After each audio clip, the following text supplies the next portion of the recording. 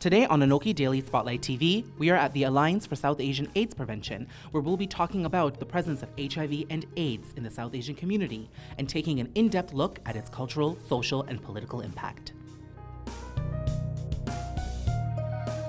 So there's lots of misconceptions about HIV/AIDS, specifically within the South Asian community. Can you touch upon that a little bit? I think when a lot of people think HIV, they think it's, a gay man's disease, or it only affects people who live in Africa or lived in Africa, and a lot of people don't see themselves in the South Asian community as at risk. And I think that's really been an issue that ASAP tries to tackle in showing that HIV, affects everybody, affects all different kinds of communities. Okay. And I think a lot of people are also, not entirely sure how the virus is transmitted. So when in fact it's only blood products, injection drug use, and in utero with women, or delivery of breast milk with pregnant women and their children. That really is something that puts people at risk, and unprotected sexual intercourse. Of course as well, yeah. So what are some common myths about HIV/AIDS that you can clarify for us? When dealing with the South Asian community, I think a lot of women specifically, or even men too, I deal a lot with women, believe that they have, marriage is a protective factor, and monogamy is enough to protect them. And I think a lot of South Asian communities, we really value, our values seem to protect us, is what the feeling is. And, monogamy can be a protective factor, but that needs to be a conversation between the partners and can be assumed. And I think that's the piece that's missing a lot of times, and these conversations need to be part of our collective communities in order to help us all, know our true risk and protect ourselves.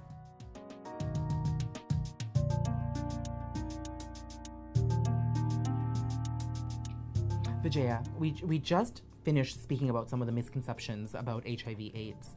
And I'm really interested in learning about how organizations like ASAP help the South Asian community deal with HIV/AIDS on a cultural, political, and social level, because that sort of health is just as important as your physical health.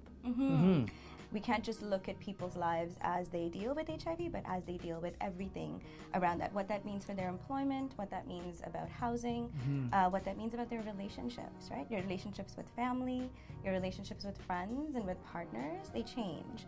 And so we try and provide a really holistic program base for people living with HIV, people affected by HIV, and people who might be at risk in the South Asian population.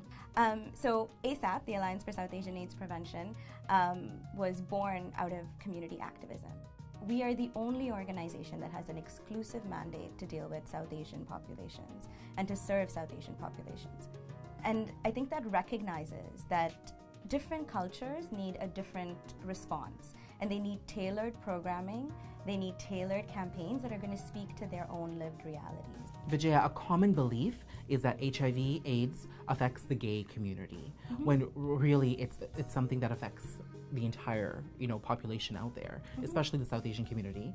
Can you tell me a little bit about that and expand on that? We try and make sure that we're always looking at it from the perspective of risk and not, what your identity is.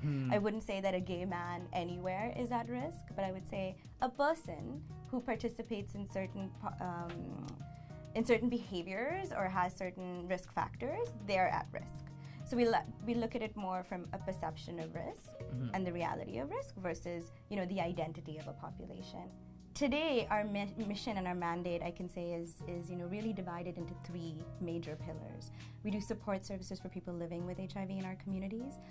We work around prevention and education for people at risk and people affected. So that means workshops or community events. Basically, we go anywhere that people will have us. And then the third pillar is on community development.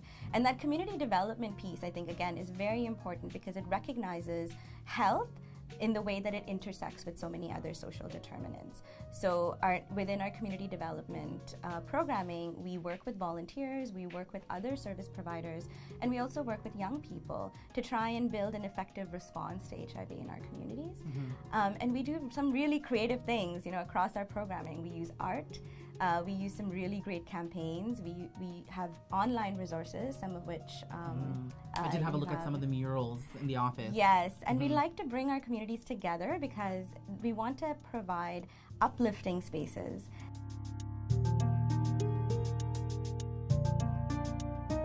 Thanks so much to Sruti and Vijaya for giving us a deeper understanding into the world of HIV and AIDS on a global level and within the South Asian community.